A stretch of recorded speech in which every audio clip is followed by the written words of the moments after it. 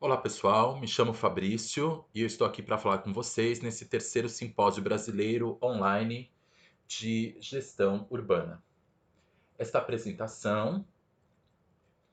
que teve a coautoria do professor Nilson Guiriardello, se insere no eixo temático Patrimônio Histórico, Temporalidades e Intervenções, e tem como título A Igreja de Nossa Senhora do Rosário dos Homens Pretos e o Espaço Urbano Negro na cidade de São Paulo pós-abolição. Este trabalho traz alguns dos resultados da pesquisa realizada no programa de pós-graduação da Faculdade de Arquitetura, Artes e Comunicação da Universidade Estadual Paulista Júlio de Mesquita, Unesp, investigações que visam a obtenção do título de mestre. A Igreja no Brasil, sob o regime do padroado, assim como em outras colônias portuguesas, estaria intimamente ligada ao Estado, apoiando a introdução da mão de obra escrava negra e incutindo nos gentios os dogmas cristãos. Contudo, a maneira como se deu e formalizou a união da mitra com a coroa, para além das responsabilidades espirituais, seria expressa também na ordenação urbanística de nossas cidades, o que possibilita a investigação de um grupo particular no contexto colonial, no caso deste trabalho, africanos e afrodescendentes escravizados ou livres, através do edifício destinado às suas práticas católicas. Sendo assim, a presença negra nos centros urbanos das cidades brasileiras pode ser analisada a partir da história das igrejas de suas irmandades leigas. Neste slide, onde há a vista da cidade de São Paulo, que foi produzida pelo Palier, onde está destacado com um círculo vermelho, é o lugar onde estaria a Igreja das Irmandades dos Pretos. Para além das necessidades inerentes ao ciclo do nascimento à morte, aspectos imprescindíveis na doutrina e na prática católica, as irmandades religiosas foram associações que deram ao negro a possibilidade de camuflar práticas ancestrais nas diferentes formas de cumprir a ritualística católica. Tal aspecto corroborou para a preservação da identidade negra, acobertando inclusive a memória religiosa africana na diáspora, sendo este um lugar privilegiado onde seria possível a salvaguarda da cultura e o resgate das tradições ancestrais. Ao redor das igrejas dessas irmandades estariam também as casas dos alforriados ou esconderijos de escravos foragidos, favorecendo tais espaços como lugares de sobrevivência, pequenos enclaves urbanos negros que rompiam a uniformidade da paisagem citadina colonial. Neste slide, nós temos duas imagens, duas gravuras produzidas por artistas que estiveram em missões no Brasil, e nestas gravuras é muito comum aparecerem festas e cerimônias com batuques e danças dos negros, manifestações essas que geralmente eram realizadas no entorno das igrejas das Irmandades Negras. Os poucos negros que estiveram na cidade de São Paulo nos primeiros séculos trabalhavam principalmente em serviços domésticos e atividades agrícolas, atendendo aos religiosos e à sociedade civil. Contudo, embora esta população em São Paulo fosse menor quando comparada com os números dos africanos ou afrodescendentes em outras capitais de províncias brasileiras, ela teria peso e presença relevante, fato que pode ser comprovado a partir da existência de uma irmandade de negros católicos na cidade já no primeiro quartel do século XVIII. Documentos estudados pelo padre Leonardo Arroio e revelados na obra Igrejas de São Paulo, de 1954, podem ser indícios da gênese da organização dos negros em São Paulo ao redor de um orágo católico.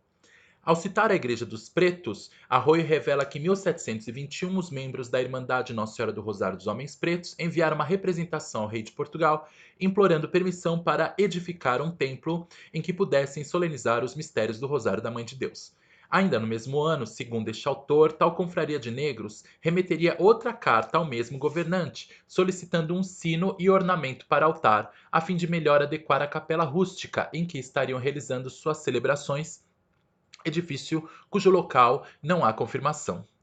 Contudo, entre os autores pesquisados, há um consenso quanto à construção da Igreja de Nossa Senhora do Rosário a partir da data de 2 de novembro de 1725, data em que o ermitão Domingos de Melo Tavares conseguiria autorização do arcebispado da Bahia para a ereção do templo dedicado a Nossa Senhora do Rosário dos Homens Pretos, em conjunto a um cemitério para sepultamento dos negros irmãos, localizados em um terreno próximo à Igreja dos Beneditinos. Neste mapa, nós podemos ver a indicação em vermelho, onde seria o lugar da Igreja do Rosário dos Pretos, a indicação em azul, onde estaria a Igreja dos Beneditinos, tudo isso incorporado no que ficou denominado como Triângulo Histórico de São Paulo. Ao citar a participação de Domingos na construção dessa igreja, Arroio ainda revelaria que parte do investimento para a adequação da antiga Capela dos Negros ao novo templo católico, seguindo o padrão idealizado pelo Código Canônico, viria de doações recolhidas pelo ermitão ao esmolar em Minas Gerais. O texto apresentado pelo pesquisador Arroio sugere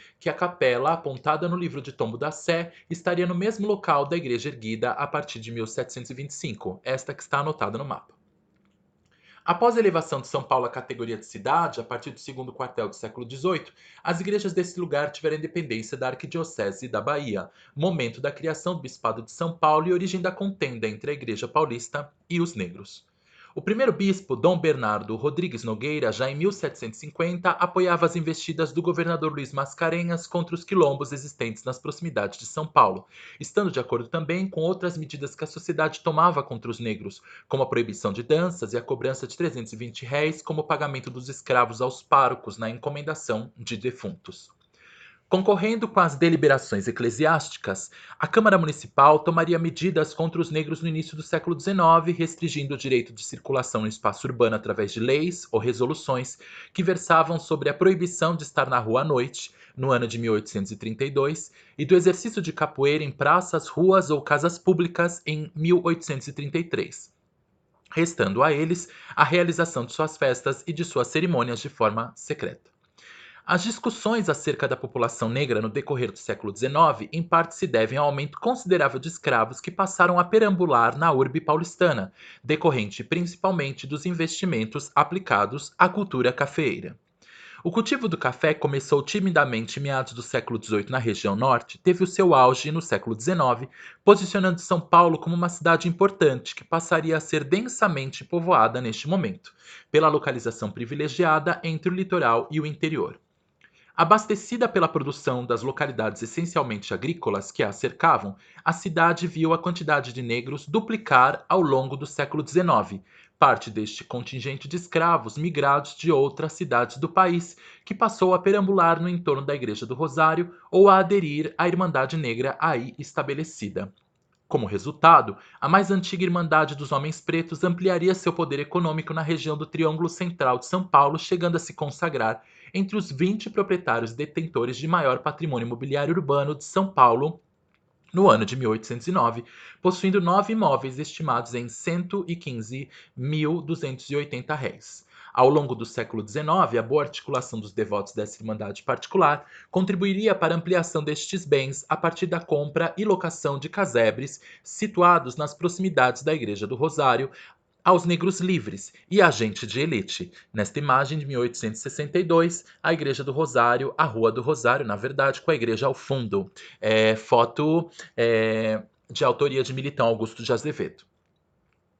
Dentre os aluguéis que contribuíram para uma importante fonte de renda da Irmandade do Rosário dos Pretos, estava o aluguel de casas contíguas à igreja para um comércio inclusive mais elitizado, que se formava a partir da Rua Direita, composto de edificações destinadas aos novos hábitos da elite cafeeira, em serviço de alfaiataria, confeitaria e tabacaria. Tal aporte corroborou para um saldo de R$ 608.088.599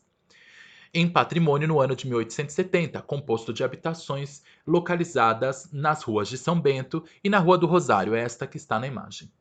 Além da ampliação do patrimônio constituído de imóveis, o final do século XIX possibilitaria ajustes da arquitetura e do templo católico, como revelam as fotografias de 1862, em comparação à de 1900, demonstrando a preocupação dos malungos em atualizar os modelos estilísticos da igreja. Nesta imagem, a gente pode ver isso. Na fachada principal, o frontão perderia seu acabamento escalonado, desta primeira imagem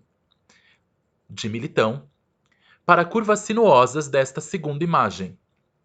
E haveria também a substituição dos caixilhos das janelas. No interior, é provável que já estivesse finalizado o douramento do altar, paramentado com damascos, conforme a intenção do consistório da Irmandade em carta endereçada à Câmara Municipal na data de 11 de junho de 1872. Fora do templo, o Largo da Igreja e a Rua do Rosário permaneciam constantemente lugares de reuniões de negro, fato que chamaria a atenção do poder legislativo e da elite paulistana para a tomada de decisões colocaria em xeque este núcleo urbano que no início do século XX começava a se modernizar. Na segunda imagem também nós podemos ver a linha de trem. A cidade de São Paulo, por muitos anos, preservaria suas características coloniais, dedicando certo destaque aos templos católicos. Tal aspecto pode ser comprovado a partir do relato de Karl von Koseritz, que visitou a cidade em 1883. Abre aspas. A cidade, que é das mais velhas do Brasil, tem um aspecto de todas as velhas cidades. Na parte mais antiga, as ruas são estreitas, tortuosas, ligadas em todas as direções e interrompidas por uma quantidade de praças pequenas e irregulares, como por exemplo as da Sé e 7 de Setembro, a Praça Municipal e o Largo do Rosário. E mesmo o Largo de São Bento. Há becos que não têm mais de 20 ou 30 passos de comprimento, pois casas ou igrejas levantadas no meio da rua a dividem em 2 becos. Com meu amor pelas velharias, a antiga cidade me pareceu mais amável,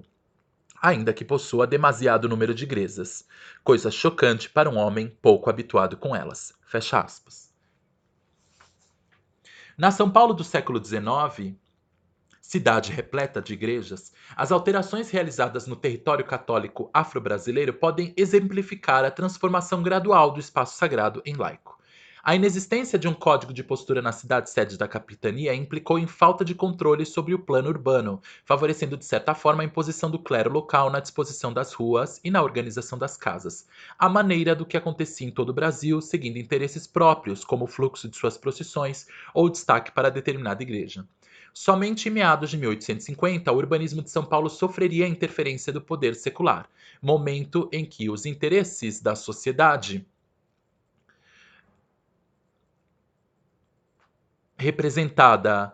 de um lado pela Câmara Municipal, se juntariam com os da Igreja Católica, mostrando sua repulsa aos lugares ocupados pelos negros na cidade. Conquanto que a expulsão dos negros de privilegiado triângulo histórico não pudesse acontecer, coube ao Legislativo a substituição do nome Rua do Rosário por Rua da Imperatriz na década de 1850, em homenagem ao casal imperial que visitava a cidade àquela época. Tal ação pode ser considerada o início do apagamento da presença negra na região central da cidade. Posteriormente, a Câmara Municipal, planejando reformular o traçado urbano de São Paulo na segunda metade do XIX, incluiria em seu projeto, parte do patrimônio da Irmandade do Rosário, constituído por casas ocupadas pelos africanos livres, para ampliação do largo à frente do Templo Católico dos Pretos e o alinhamento da Rua do Rosário. Subsequente a esta ação, com a implantação das linhas de bonde, a Igreja do Rosário seria citada como possível lugar que deveria desaparecer em detrimento às melhorias urbanas, considerando, neste caso, a desapropriação da igreja como um ato de utilidade pública. Não sendo possível a demolição do templo católico naquele momento, as reformas acometeram bens imóveis da Irmandade para o novo alinhamento da rua e, consequentemente, os lugares de reuniões dos leigos católicos, expropriados para os desvios da linha de bonde ou desvalorizados com a remodelação do chafariz. Somado aos interesses do governo local, as novas diretrizes do Concílio Vaticano I teriam seus ecos no Bispado de São Paulo, que apoiaria tal medida, objetivando o enfraquecimento das Irmandades dos Negros Leigos. A expulsão das Irmandades dos Negros das regiões privilegiadas teria como um dos argumentos atender aos padrões de higienização propostos para São Paulo, do final do século XIX, que, assim como outras cidades brasileiras, planejava intervenções consideráveis no traçado urbano, na expectativa de eliminar o passado colonial e trazer a modernidade. Os mapas produzidos por desenhistas na década de 1890 manifestam os interesses imobiliários aplicado às igrejas das Irmandades Negras, ora identificadas nos mapas, caso deste de 1877, horas apagadas da cartografia, caso deste mapa de 1890, em que a igreja não foi identificada, ainda que estivesse presente no cenário urbano da cidade. Havia um desejo de que a população paulistana fosse branca e de origem europeia, principalmente por parte dos grupos ligados ao governo da cidade, não havendo espaço para a população negra, principalmente a partir dos anos pós-abolição. A Irmandade dos Homens Pretos, cuja igreja se localizava próxima ao centro da cidade, seria ressarcida com certa quantidade e o projeto arquitetônico do novo templo a ser construído no Largo do Paissandu a partir de 1903. A memória dos negros do Triângulo Histórico seria apagada no ano de 1904, com a substituição da designação Largo do Rosário para Praça Antônio Prado e a construção da nova igreja, seguindo os padrões arquitetônicos ecléticos do início do século XX, esta que está na imagem. As estratégias de cerceamento da cidade, com o decorrer do século XX, atingiriam novamente o templo católico da única Irmandade de Pretos que conseguiu resistir às pressões sociais impostas à comunidade negra. Ainda que a igreja mantivesse a sua vocação política como sede de movimentos negros, como a Associação dos Homens Unidos, que ali realizava suas reuniões desde 1917, o prédio sofreria a pressão por novamente se localizar em uma área privilegiada. Em 1940, a Câmara Municipal de São Paulo novamente teria como alvo a igreja de Nossa Senhora do Rosário dos Homens Pretos, argumentando a necessidade de reformular o traçado viário daquele entorno e opção por implantar no Largo do Paissandu uma estátua do Duque de Caxias, projeto do artista Victor Brecheret, vencedor de um concurso público. Projeto urbanístico, então, idealizado na gestão de Prestes Maia. Na imagem primeira, nós temos então o que seria a reformulação, de acordo com Prestes Maia, com a implantação da estátua bem na região central, então, do Largo do Paissandu. As negociações dariam à Irmandade um novo terreno no bairro da Barra Funda, mas em decorrência de inúmeros protestos, o projeto foi abortado e a igreja então se manteve em seu local. No ano de 1953, o prefeito Jânio Quadros acataria a sugestão de um grupo de políticos da época, criando o concurso para a Estátua da Mãe Preta, escultura do artista Júlio Guerra, que, embora tenha sofrido críticas na época devido ao alto custo da obra, foi instalada no Largo do Paissandu na tentativa de recriar uma ambiência com elementos que pudessem reforçar o caráter da praça como lugar de memória da comunidade afro-brasileira. As ações protecionistas só trariam luz às igrejas das Irmandades Negras no final do século XX, momento de reconhecimento da participação da população negra na construção da identidade brasileira. Como resultado desta falta de atenção, as Irmandades Negras perderiam força, decorrente da ação incisiva do clero na expropriação do patrimônio das confrarias negras, na usurpação administrativa desses grupos e na padronização dos cultos e festejos, de acordo com a tradição católica romana, afastando a comunidade negra em virtude das diferenças culturais entre os ritos executados pelos leigos e os novos, organizados pelos sacerdotes. A consequência desses atos foi o esvaziamento dos negros destas igrejas e o abandono destes templos. Embora com passagens díspares, a história urbana de grande parte das igrejas das Irmandades Negras se entrelaça pelo viés social, justificado principalmente pela cobertura que tais edificações destinavam à população marginalizada. Nenhuma pessoa branca que vive hoje é responsável pela escravidão, mas todos os brancos vivos hoje colhem os benefícios dela, assim como todos os negros que vivem hoje têm as cicatrizes dela, conforme a frase do rapper estadunidense Talib Kweli. Ao relatar as disputas territoriais e as tentativas de apagamento da memória urbana negra, num estudo de caso da Igreja de Nossa Senhora do Rosário dos Homens Pretos de São Paulo, propõe-se a construção de uma nova narrativa sobre a relação dos negros com as igrejas católicas e com o urbanismo paulistano, assim contribuindo para a história local, para o reconhecimento das cicatrizes urbanas e para a atenção com os espaços católicos afro-brasileiros que ainda resistem no plano urbano das nossas cidades. O próximo slide apresenta as referências bibliográficas, neste caso as fontes primárias, que foram utilizadas como metodologia em documentos encontrados em vários arquivos de São Paulo. O segundo slide ele mostra outras fontes, neste caso secundárias, obras que contribuíram então para a formação deste trabalho e que vem contribuindo então na metodologia para o trabalho de dissertação a ser apresentado futuramente. Agradecemos principalmente ao suporte da Bolsa CAPES e a gentileza de todos os arquivos que foram percorridos para que essa documentação fosse encontrada. Muito obrigado.